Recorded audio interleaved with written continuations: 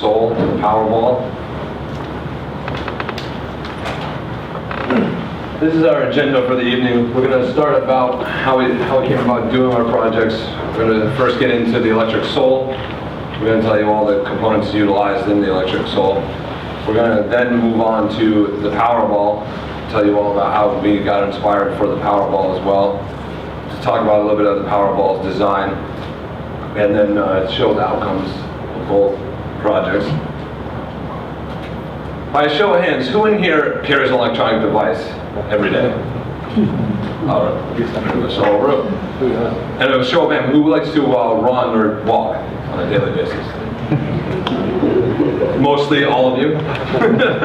Well, that's kind of where we got our inspiration for the project. We realized that, let's say you are carrying your electronic device around with you and the battery's dying, or it's about to be dead, and there's nothing around for you to charge. So you simply, by harnessing the power of walking and running, we were able to create kinetic energy by using the shoe to harness that power and turn it into electrical energy for charging your small electronic devices. Because communication nowadays is one of the most important things, because we can't live without our electronic device. So that's kind of like I said before, that's kind of like how we came about our project, to harness the power of just simply walking, running, and kicking the soccer ball. Is how we came about this shoe. We use power generation. Based on power generation, we use the ability to take kinetic, mechanical, and magnetic power and turn that into electrical energy to charge devices or LED lighting, just as you see over there with the power ball. This is our blueprint for our shoe. It's not quite as complex as Evan's, but it started out with the piezoelectric generators, which we used in our shoe, which creates the pulse. Which then carries into the full bridge rectifier, which will convert the current into DC. Then the DC current will then come through our 100 microfarad capacitor. It's 24 volts, and that will help smooth out the DC voltage. And then we added a diode to help the current continue in one direction. And then it comes from our diode into our battery for storage, and then from our battery into our step-up generator, step the voltage up for proper charging, and into our USB port. Now we realized that the blueprint that we did for the shoe could also be utilized inside of our ball as well. So as you'll see later on the line, you'll see the blueprint. It's pretty much almost exactly the same, minus a couple components that we changed. This is how we powered our shoe. We utilized piezoelectric generators. We use the pressure to harvest the energy from it after it's being deformed and pressed.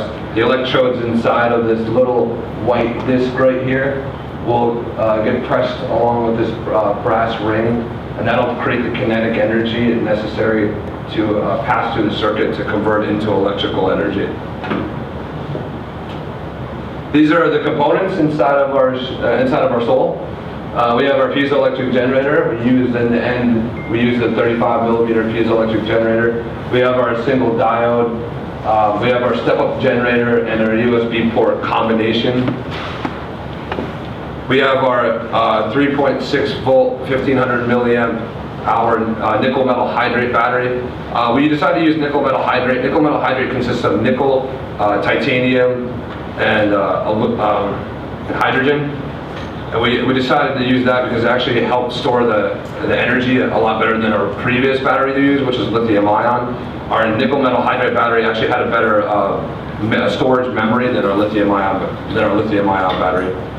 And for our capacitors, for our storage, we used inside of the ball, we used the 1000 microfarad 16 volt capacitor, and we also used, and for the shoe, we used 100 microfarad 25 volt capacitor for storage and DC smoothing.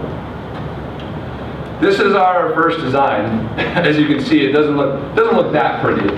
This is our main first testing design. We utilized, as you can see, only 3 piezoelectric generators in the beginning. We didn't think that the arch of the shoe right here was going to be able to harness a piezoelectric generator to get the necessary energy that we needed, but it turns out later on it did. So we actually later on down the line, you'll see our next design. We actually swapped out we actually used 1,000 microfarad capacitor in the beginning, but that was storing too much. We wanted the storage to be less and have it pass through the circuit a lot faster. So we decided to go down to the 100 microfarad capacitor. Then, as you can see, we only utilized a single diode, which wasn't enough either because the current wasn't staying in one direction. It was actually backing up into the circuit. And then we also swapped out the lithium-ion battery here for the nickel metal hydride because the lithium-ion wasn't storing the necessary energy we needed properly compared to the nickel metal hydride battery. And then we also switched out the 5-volt DC step-up generator, this one, for another one, because this one wasn't actually stepping the voltage up properly. So we switched out for another one. This is our first complete design. It actually, it kind of looks like a Pablo Picasso painting. We kind of just did this as a testing. When we first finished, we didn't exactly know where we were going to put anything. So we kind of just stuck it on the front of the shoe. As you can see the piezoelectric generators inside of the shoe, and then kind of all the components just really hanging on the front of the shoe. Later on, we kind of modified that to clean it up and make it just slightly better than what it looks like here. And now I'm going to pass the mic over to my colleague Mike. He's going to continue to tell you more about the development of the shoe. Good evening.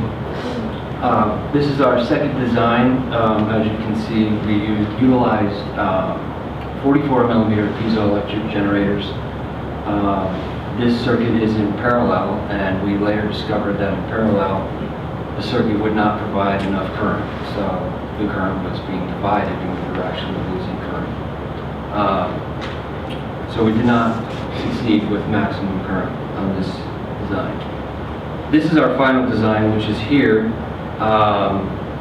We decided to utilize piezoelectric generators on the top and on the bottom of the generator. So at each step, it will generate twice the amount of power. So we have, as you can see, on the left-hand side at the top and on the right-hand side at the bottom. The circuit is complete with the nickel metal hydride, the step up, and the circuit is hanging to the side there. This circuit we decided to put in series because the previous circuit we were losing current, and it was a success. Our outcomes through testing and actually walking, we walked a total of 30 miles. On average, it will produce 3 volts per generator per step. The current is quite low. It's 0.00662 milliamps of current, averaging 0.186 milliwatts per step. The average person will step 11,000 times a day. So through testing, we calculated that it took 30,000 steps for us to completely charge this battery. And that'll take 2.5 days to charge, if tested. Here we did a third design. We used mini sol. For this design, we experimented thinking that for young teenagers that could use it to charge their phone or any device like the Bluetooth device we have here. On the top we have 20 millimeter piezoelectric generators, and on the bottom there's a 30 millimeter generator.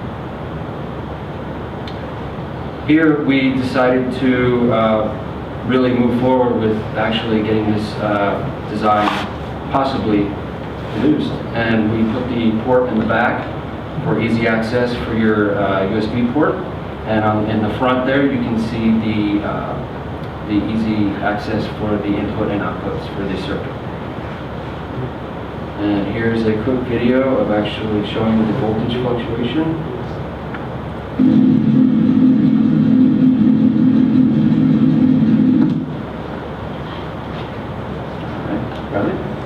All right, now this is our second project. This is the Powerball. We actually got the inspiration behind the Powerball from a couple other university students that had done a previous design. We wanted to further research this and develop our own kind of concept behind the Powerball, utilizing electromagnetic energy.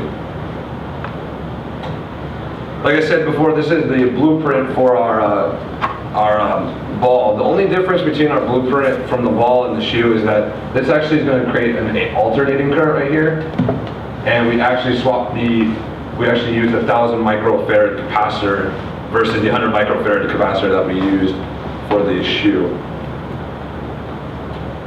This is our electromagnetic generator. We actually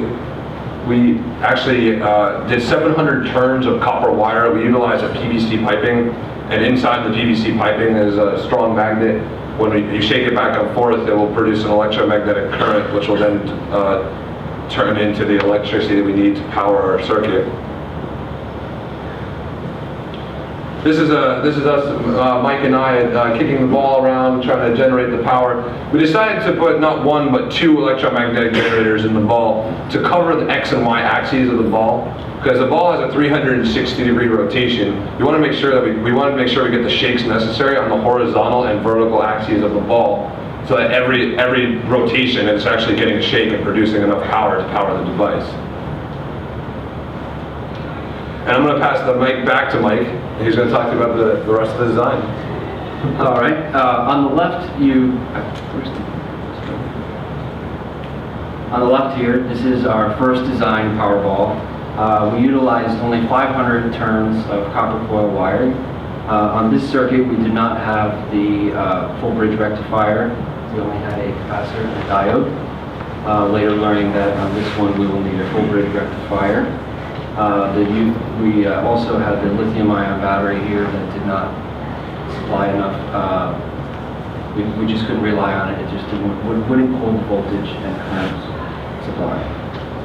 This is our final design. Here you can see it'll charge an iPhone. The nickel metal hydride battery is here installed. This is the 700 turns of copper coil wire. This circuit is complete, and we also have a USB port here. It's actually drilled through the whole circuit, the whole ball, so you can plug it in and see it here. Here's a quick video of us testing and shaking the ball.